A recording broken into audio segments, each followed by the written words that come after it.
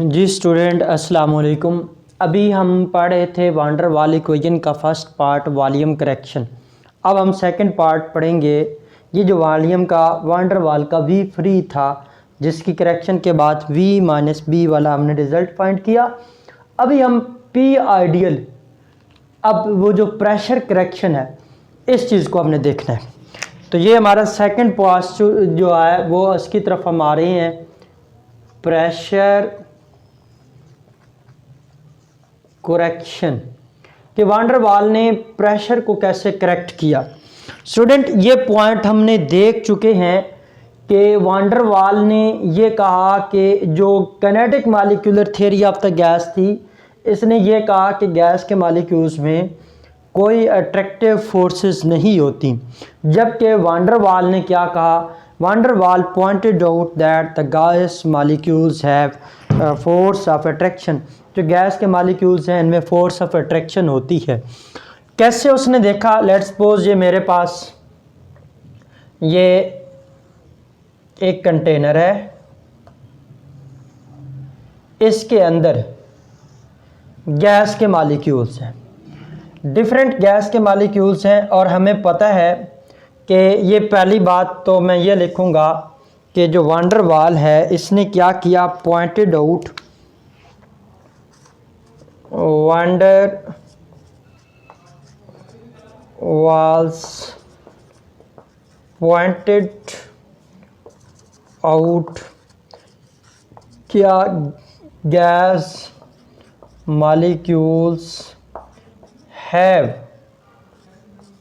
Force of attraction, कि gas के जो मॉलिक्यूल्स हैं उनमें फोर्स ऑफ अट्रैक्शन है।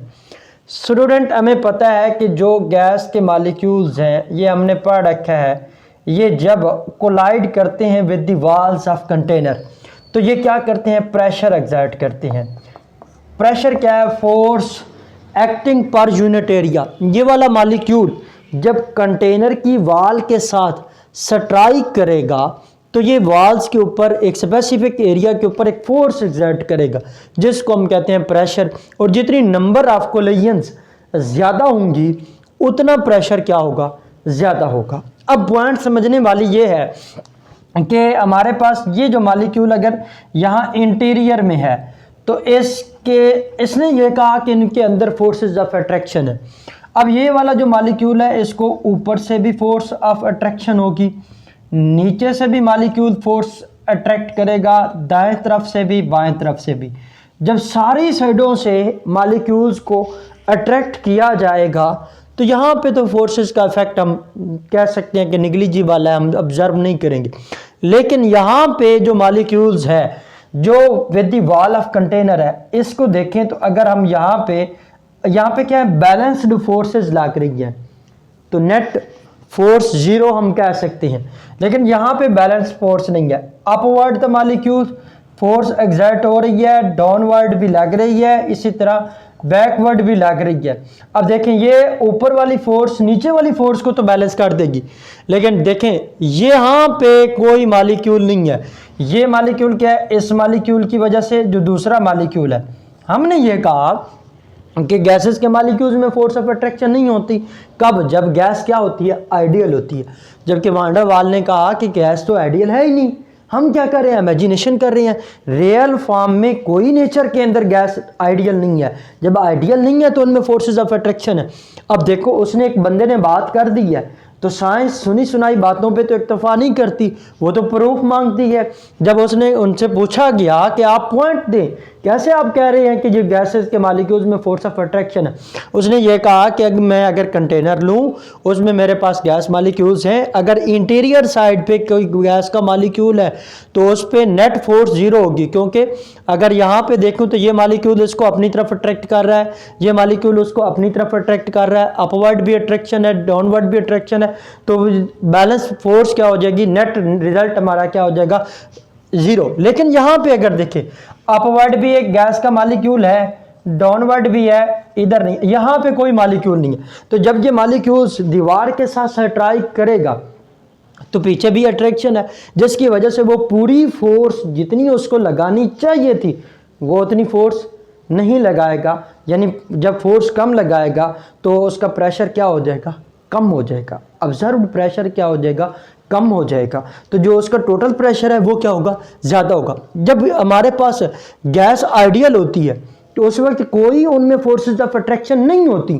तो इसका मतलब है जब फोर्स ऑफ अट्रैक्शन नहीं है तो मॉलिक्यूल पूरी फोर्स के साथ स्ट्राइक कर रहा है। तो जब पूरी फोर्स के साथ स्ट्राइक कर रहा है तो वो प्रेशर क्या होगा, आइडियल प्रेशर ज़्यादा होता है। लेकिन उसने कहा कि अगर जब यहाँ पे देखते हैं कि जो ऑब्जर्व प्रेशर उसने किया, उसने कहा कि वो आइडियल प्रेशर से क्या आ रहा है, कम। रीज़न क्या है कि जो गैस के मॉलिक्यूल्स हैं उसको अट्रैक्ट कर लेते हैं, जिसकी वजह से वो जो molecule wall of the container होता है वो अपनी पूरी फोर्स के साथ वॉल के साथ स्ट्राइक नहीं कर सकता, जिसकी वजह से जो ऑब्जर्व्ड प्रेशर है वो क्या हो जाता है, कम हो जाता है। तो यही बात है, उसने क्या नाम दिया कि जो P है, यहाँ पे हम लिख देते हैं P जो है ये आइडियल प्रेशर है। आइडियल प्रेशर ये कब है, ये कब होगा, when no force of attraction, जब कोई फोर्स ऑफ अट्रैक्शन नहीं होगी। पहला पॉइंट सुन लीजिए। अब देखें, हमने कहा कि जो ऑब्जर्व्ड प्रेशर है, जिसको मैंने क्या नाम दिया, P का, जिसको मैं नाम दे रहा हूं P, ऑब्जर्व्ड प्रेशर। ये ऑब्जर्व्ड प्रेशर है, जो हमने प्रेशर को ऑब्जर्व किया। और जो प्रेशर कम हो रहा है किसकी वजह से, फोर्सेस ऑफ अट्रैक्शन की वजह से, उसको मैंने क्या नाम दिया, P प्राइम। तो ये क्या है, लेसेंड प्रेशर। और ये किस वजह से हुआ है, और लेसेंड प्रेशर किस वजह से है, ड्यू टू अट्रैक्शन। जो हमने प्रेशर ऑब्जर्व किया है वो कितनी मिकदार आइडियल प्रेशर से कितनी मिकदार वो कम वो हो रहा है, वो ये लेसेंड प्रेशर है जो अट्रैक्टिव फोर्सेस की वजह से हो रहा है। तो अगर हम आइडियल प्रेशर लगाएं तो उस वक्त क्या होगा, ऑब्जर्व्ड जो प्रेशर लेस हुआ है दोनों को हम लिखेंगे। तो ये हमने जो देखा कि जो प्रेशर ऑब्जर्व्ड प्रेशर है, अगर हम देखें तो वो क्या है, जब हम आइडियल प्रेशर से जो प्रेशर कम हो रहा है उसको माइनस करते हैं तो ये हमारे पास क्या होता है, ऑब्जर्व्ड प्रेशर। तो ये हमारे पास इक्वेशन क्या बनेगी, P इज इक्वल टू, जब हमारे पास ये हमेशा क्या होता है, जब हम डिफरेंस लेते हैं तो क्या था कि जो आइडियल प्रेशर है ये क्या है, जब कोई फोर्स ऑफ अट्रैक्शन नहीं थी, गैस का मॉलिक्यूल पूरी फोर्स के साथ स्ट्राइक कर रहा था with the wall of container, तो वो प्रेशर मैक्सिमम होगा। जो जब उनके अंदर हम उसने ऑब्जर्व किया कि गैसेस के मॉलिक्यूल्स में फोर्स ऑफ अट्रैक्शन है, जब एक बंदे को आप पीछे खींच रहे हैं तो वो पूरी फोर्स के साथ स्ट्राइक नहीं करेगा, तो जो प्रेशर है वो क्या होगा, डिक्रीज हुआ, जिसको हमने नाम क्या दिया, लेसन प्रेशर। किसकी वजह से, ड्यू टू अट्रैक्शन। तो जो ऑब्जर्व्ड प्रेशर है ये हम क्या करेंगे, ये क्या होगा, माइनस कर देंगे, P observed is equal to P ideal minus lessened pressure. वो किस चीज़ की इक्वल आ गया, ऑब्जर्व प्रेशर। अगर मैंने P आइडियल फाइंड करना है तो ये किस चीज़ की इक्वल होगा, ये जो प्रेशर कम हो रहा है अट्रैक्शन की वजह से, ये ऑब्जर्व प्रेशर के अंदर हम ऐड कर दें तो वो रिजल्ट आ जाएगा, P ऑब्जर्व प्लस P। अच्छा, अब ये जो प्रेशर कम हो रहा है इसको हमने फाइंड करना है। स्टूडेंट देखें, जो गैस के मॉलिक्यूल्स हैं, ये जो मैंने कंटेनर लिया है, इस कंटेनर के अंदर मेरे पास कोई भी गैस है, उसके मैंने डिफरेंट मॉलिक्यूल्स लिए। कोई मॉलिक्यूल ए टाइप का है, दूसरा मॉलिक्यूल बी टाइप का है, और वो दोनों मॉलिक्यूल जो हैं एक ही गैस की हैं। एक ही गैस के दो हमने मॉलिक्यूल्स कहा और वो सेम टाइप की हैं, उनको हमने डिफरेंशिएट करने के लिए। अब देखने वाली बात ये है क्योंकि ये जो मॉलिक्यूल हिट कर रहा है, लेट्स सपोज ये ए था तो ये क्या था, बी था।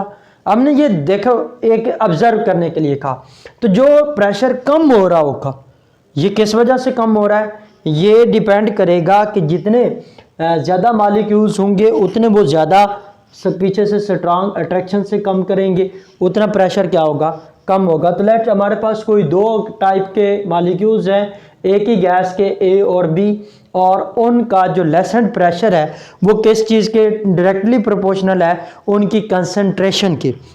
जो लेसेंट प्रेशर आ रहा है वो किस चीज़ की इक्वल है, कि हमने यही कहा कि दो डिफरेंट जो हमारे पास ये मॉलिक्यूल्स हैं डिफरेंट ए और बी, और उनकी अंदर जो प्रेशर कम हो रहा है वो क्या होगा, is directly proportional to attraction. देखें P lessened is directly proportional to जितनी कंसंट्रेशन ए मालिक्यूल्स की है और जितनी कंसंट्रेशन बी मालिक्यूल की है।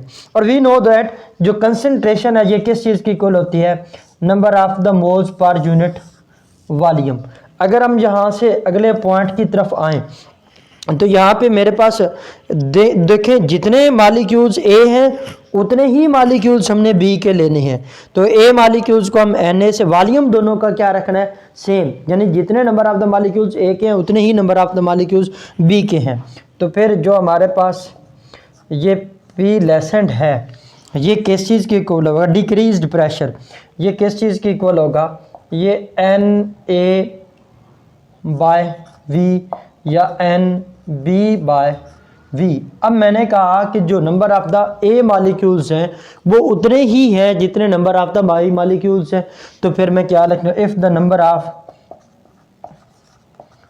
मालिक्यूल्स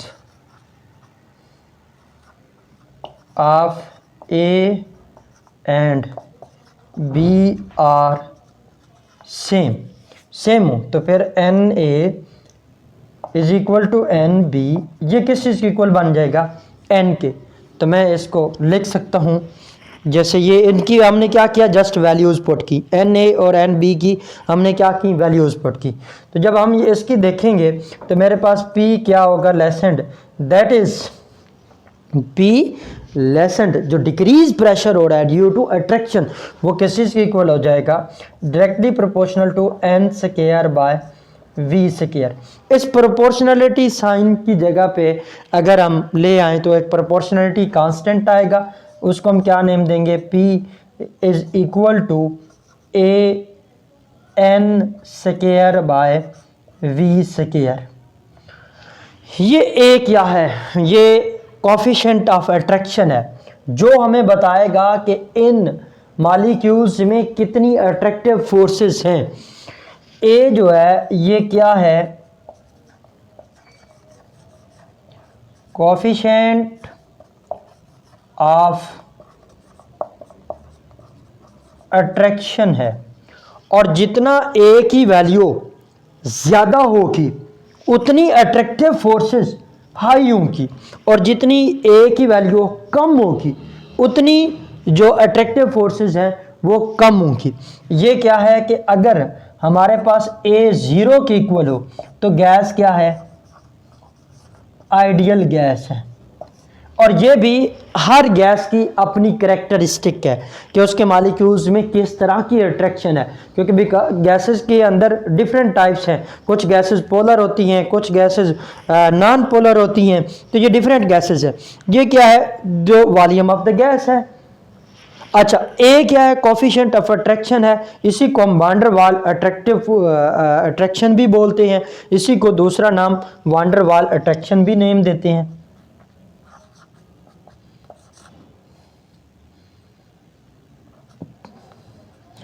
वांडर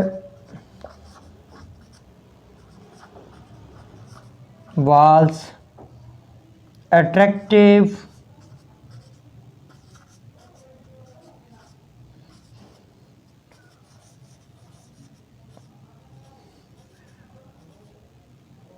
कोफिशिएंट, इसे हम वांडर वाल अट्रैक्टिव कोफिशिएंट भी बोलते हैं। और जितनी ए की वैल्यू ज़्यादा होगी उतनी गैस क्या है, नॉन आइडियल है, क्योंकि गैस के अंदर हम यही कहते हैं कि अगर अट्रैक्टिव फोर्सेस नहीं है तो फिर तो गैस आइडियल है। हमने यही कहा कि गैस में कोई भी गैस उसमें अट्रैक्टिव फोर्सेस हैं, और जितनी अट्रैक्टिव फोर्सेस ज़्यादा होंगी उतनी गैस क्या होगी, नॉन आइडियल होगी। और ये जब ए की वैल्यू 0 है, इसका मतलब है उनमें कोई 0 फोर्स ऑफ अट्रैक्शन है, तो फिर गैस क्या होगी, आइडियल होगी। और इसे हम ए क्या बोलते हैं, कोफिशिएंट ऑफ अट्रैक्शन। अच्छा, अब हमारे पास इससे अगले पॉइंट की तरफ आते हैं कि ये जो वैल्यू है, ये हमने क्या फाइंड किया कि जो डिक्रीज हुआ है प्रेशर किसी भी गैस के अंदर, किसकी वजह से, ड्यू टू अट्रैक्शन, उसकी वैल्यू क्या है, इतनी। अगर ये वाली वैल्यू हम इस इक्वेशन के अंदर पुट करें, ये मेरे पास कोई गैस इक्वेशन ए थी, अब मैं इसकी वैल्यू पुट कर देता हूँ। ये हमारे पास क्या है, ये वैल्यू कोई इक्वेशन बी है। By putting the value of A in by putting the value of P prime, then equation A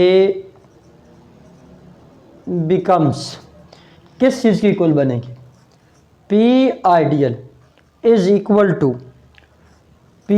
अब इस P प्राइम की, जिसको हम लेसेंड जो डिक्रीज प्रेशर कर रहे हैं ड्यू टू अट्रैक्शन, उसकी वैल्यू पुट कर दूंगा, plus a n square by v square. अब हमारे पास जब प्रेशर को हम करेक्ट कर दिया, वांडर वाल ने कहा कि गैस के मॉलिक्यूल्स में फोर्सेस ऑफ अट्रैक्शंस हैं, और उन फोर्सेस ऑफ अट्रैक्शन की वजह से जो प्रेशर है वो डिक्रीज हो जाता है। तो जो हमने ऑब्जर्व प्रेशर करते हैं, ये तो आइडियल प्रेशर है जब उनमें कोई फोर्स ऑफ अट्रैक्शन नहीं है, ये हमेशा क्या होगा, ज़्यादा होगा। जब हमने अब प्रेशर ऑब्जर्व किया, वो आइडियल प्रेशर से क्या था, कम। क्यों, वो डिक्रीज किसकी वजह से हुआ, ड्यू टू अट्रैक्शन। वो हमने मेजर किया, उसका रिजल्ट हमारे पास ये आया। ये अगर हम पुट कर दें कि जो ऑब्जर्व किया है और जो डिक्रीज हुआ था, उन दोनों को ऐड करेंगे तो वो आइडियल प्रेशर बन जाएगा। हमने दोनों की वैल्यूज को ये लिखा। ये क्या है, प्रेशर करेक्शन को रिप्रेजेंट कर रहा है। अब देखें, हमारे पास ये जो इक्वेशन थी, इसी चीज़ की जगह पे हम प्रेशर को वॉल्यूम की भी वैल्यू पुट करें, और इसी तरह जो हमारे पास वी फ्री फाइंड किया था उसकी भी वैल्यू पुट करें। तो वी फ्री क्या था, ये हमने वॉल्यूम करेक्शन के अंदर पढ़ा कि जो वी फ्री है ये किस चीज़ के इक्वल था, वी वेसल माइनस बी। ये हमारे पास इक्वेशन आई थी। अब उनकी वैल्यूज पुट करेंगे तो देन हमारे पास जो आइडियल इक्वेशन है वो क्या बन जाएगी, P plus a n square by v square into v minus n b, that is equal to n R T. इस इक्वेशन को हमने क्या नाम दिया, वांडर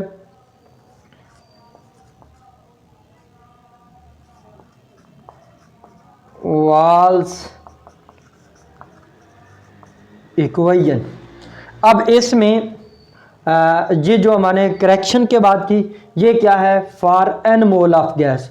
अगर आपने फॉर 1 मोल ऑफ गैस के लिए अगर हम इक्वेशन लिखेंगे तो ये बन जाएगा P plus a by v square into v minus b is equal to R T. This is the equation of Van der Waals for 1 mole of a gas. यहाँ पे ए और बी दोनों क्या हैं, वंडर वाल कांस्टेंट हैं। इनकी value different gases के लिए डिफरेंट होती है।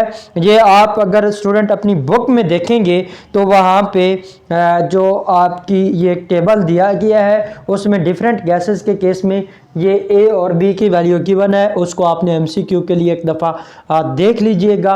अब ये पॉइंट है कि ए और जो बी हैं ये क्या हैं, वंडर वाल्स कांस्टेंट है, और डिफरेंट गैसेस के केस में इनकी वैल्यूज क्या होती हैं, डिफरेंट होती हैं। और अगर gas, if gas is ideal, फिर ए बी 0 के इक्वल होता है और बी भी ज़ीरो के इक्वल होता है। और गैस जब आइडियल नहीं होती, जब गैस जो है वो रियल होगी, फिर इनकी वैल्यू होगी। लेकिन अगर जितनी वैल्यू इनकी ए और बी की वैल्यू समान होगी, यानी अगर गैस रियल है, फिर ए और बी जो है वो नॉट इक्वल टू ज़ीरो होंगे। हाँ, जितनी वैल्यू ए और बी की समान वैल्यू होगी, तो फिर गैस आइडियलिटी बिहेवियर को आइडियल बिहेवियर शो करेगी। और अगर ए और बी की जो वैल्यूज़ हैं ये लार्ज वैल्यू होगी, लार्ज वैल्यू, तो फिर जो गैसेस हैं वो नॉन आइडियल बिहेवियर शो करेगी। फिर वो gas non ideal behaviour show करेगी। स्टूडेंट, इसके बाद हम ए और बी के यूनिट्स को फाइंड करते हैं। वो कैसे फाइंड करेंगे, इन दोनों इक्वेशंस को आपने देखना है।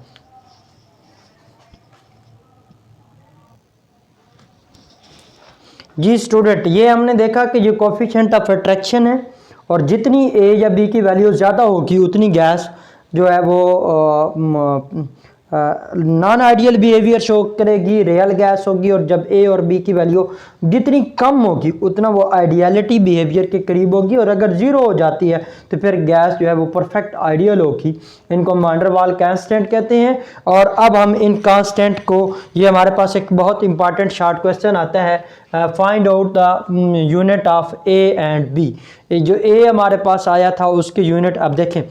अब हम देखेंगे पहली दफ़ा यूनिट ऑफ ए, इसके दो यूनिट है, देखेंगे बाय फार्मूला यूनिट।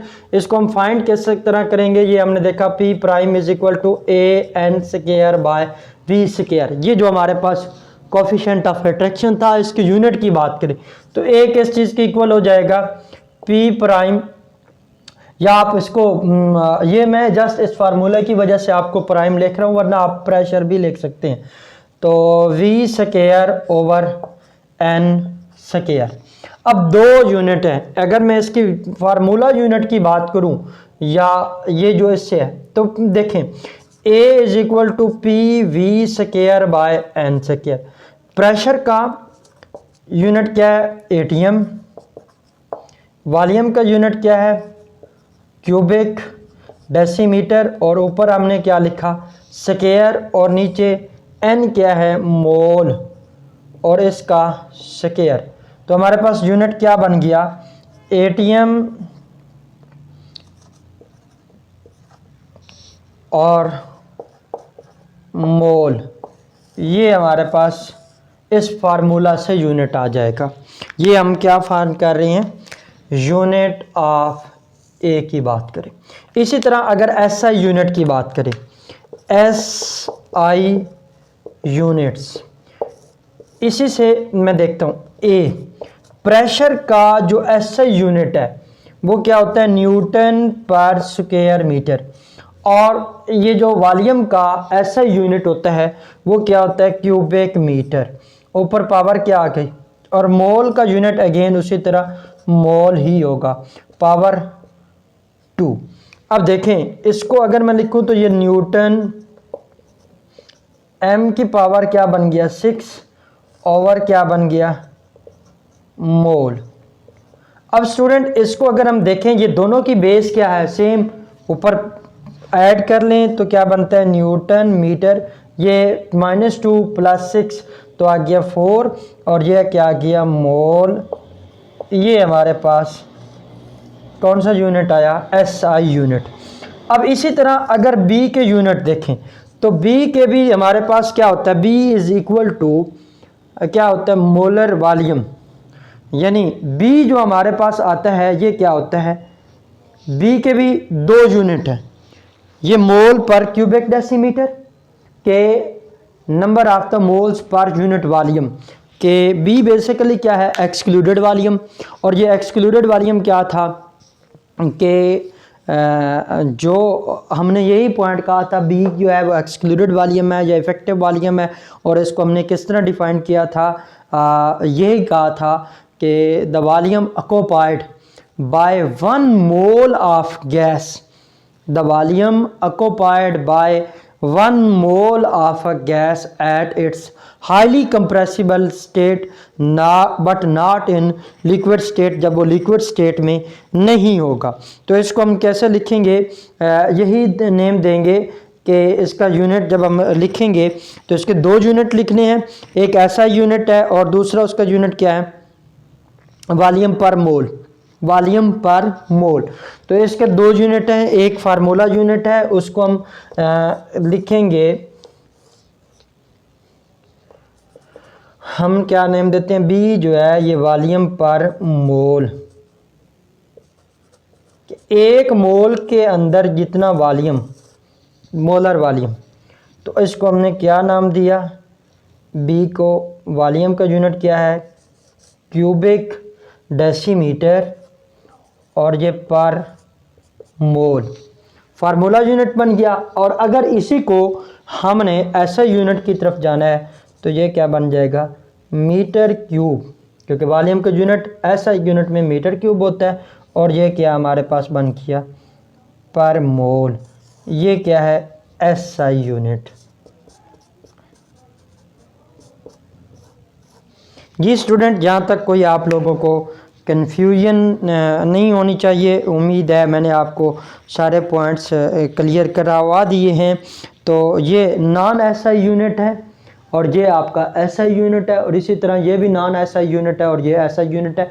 और ये शॉर्ट क्वेश्चन में दोनों पूछे जाते हैं, find out the non SI या SI unit of the A and B.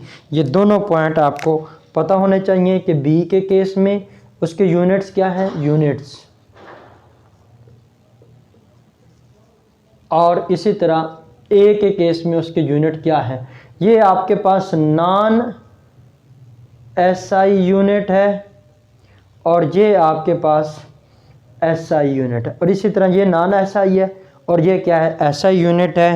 तो ये था हमारे पास वान डेर वाल इक्वेशन, और उसके अंदर ये सेकंड पार्ट में हमने प्रेशर करेक्शन की बात की, और उसके बाद हमने उसके यूनिट ए और बी के जो कांस्टेंट थे उनके यूनिट फाइंड आउट किए हैं। तो ये हमारे पास था वान डेर वाल इक्वेशन। ये बोर्ड के पेपर में एक लॉन्ग क्वेश्चन आता है और ये इम्पॉर्टेंट टॉपिक है, इसको आप लोग अच्छी तरह सुने और बार बार प्रैक्टिस करें, इंशाल्लाह ताला आपको समझ आ जाएगी। अगर नहीं समझ आती किसी पॉइंट की तो आप कमेंट बॉक्स में कमेंट कर सकते हैं, तो इंशाल्लाह आपके कमेंट का जवाब दिया जाएगा। उम्मीद करता हूँ अल्लाह ताला से दुआ गो हूँ, अल्लाह ताला आप लोगों को कामयाब व कामरान करे, हमेशा खुश रहो। वमा अलैना इल्लल बलागुल मुबीन।